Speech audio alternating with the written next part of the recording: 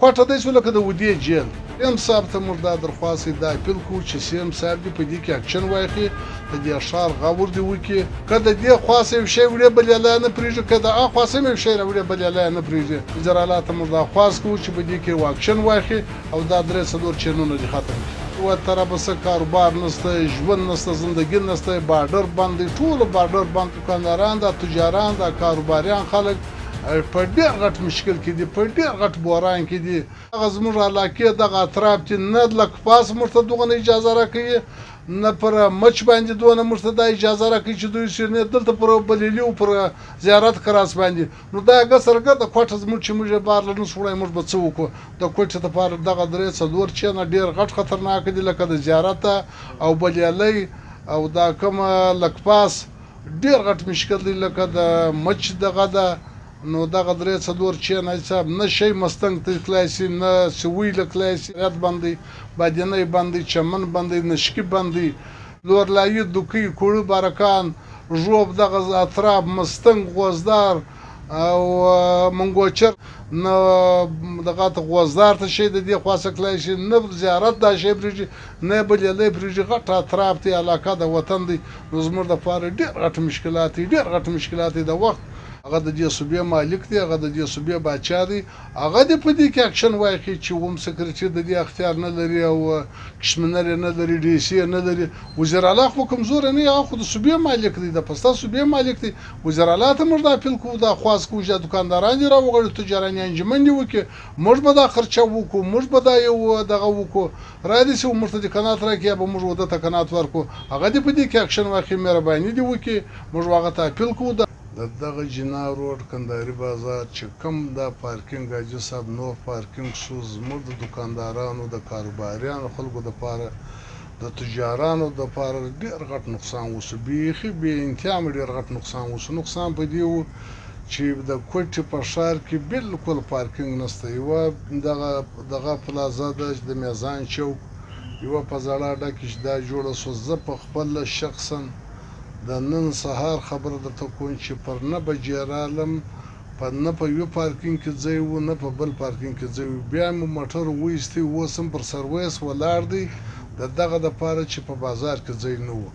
پخوا یوه دوکاندار به دلته 10 کیلو چای وي، 20 کیلو یو پارسل برا زرنج رالی ګونۍ وړې. نن څه لرمه 5مه ده، موږ وایو چاته مال ورکړی دی، دونه موقع نشي پیدا کولی چې هغه راسي. ټرافیک یې نه پرېږدي، پولیس یې نه پرېږدي، چې موټرسایکل نه پرېږدي، پارکینګ نشته. موږ چیرې ولاړ شو دوکاندار؟ یو دوکان په 10 کروړه کالداري قیامت دی. د ټولو تجارانو دپاره ډېر غټ نقصان وشو، د دکاندارانو دپاره ډېر غټ نقصان نه وشو. موږ د وخت د حکومت څخه د اپیل کوو، د حکمرانانو د وخت دا اپیل کوو چې موږ ته یو سهولت راکړي، یو پارکینګ دې موږ ته راکړي. چې پارکینګ نه وي موږ ګاډیانې چیرې ودروو؟ 10 کاله مخکې څو آبادي وه؟ 15 لکه آبادي وله، نن 10 لکه آبادي ده. د 10 لکو آبادۍ انسانان ښار هغه ښار دی، نه پر شا ځي نه پر مخ باندې ځي.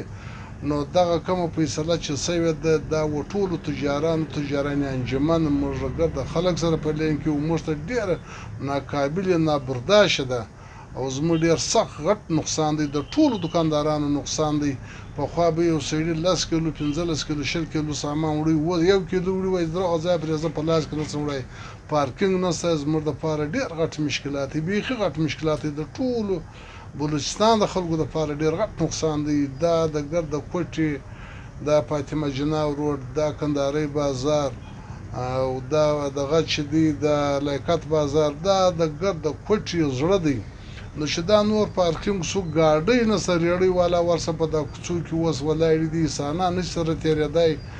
نو حکومت څخه موږ دا اپیل دی چې دغه پارکینګ دې برته ایله کړي. د خلکو دپاره ډېر غټ مشکلات دي، بیخي ډېر غټ مشکلات دي. نو دغه نن د خپل موټر کیسه ما ورته ته وکړه چې پر 10 بجې باندې نه په یو پارکینګ کې ځای و، نه په بل پارکینګ کې ځای و، په زراعو ګاډۍ دي. موږ ګاډۍ چیرې ودروو چې بیا ماخصن موږ په روډ باندې ورته انتظار یو، کور دی، بچیان دي، کوچنیان دي، راشن ده، چې زموږ ګاډۍ ده موږ په راځي ټیک زموږ یوه نیمه ګنټه 2 ګنټې وخت ضایع شو. و د ماښام پر اذان باندې ما چابۍ ورکړي دي، موږ په کندهاري بازار کې ورته انتظار یو. دوی په خپل هم د حالات ولي در اوسه بله موږ ته ګاډۍ نه در رسېدلې. نو زموږ دپاره ډېر غټ نقصان شو.